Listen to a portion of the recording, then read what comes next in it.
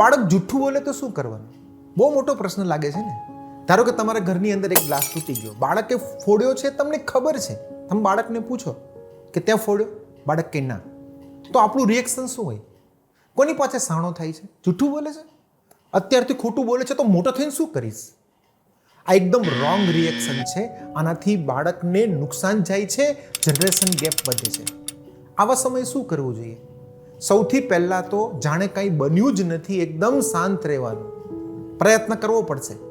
પછી 1-2 કલાક પછી બાળકને ગમતી વસ્તુ મૂકીને માથે હાથ ફેરવતા ફેરવતા શાંતિથી એને કહેવાનું, ઓલો જમતો જાય છે અને એને કહેવાનું કે જો બેટા, કોઈ બિલાડી તો આવી જ નથી, ઘરમાં હું પણ નહોતી, તો મને એવું ફિલિંગ આવે છે કે આ ગ્લાસ કદાચ તારાથી ફૂટી ગયો હશે. બાળકને છે ને ડર નીકળી જશે અને તરત જ જે હશે ને તમને કહી દેશે.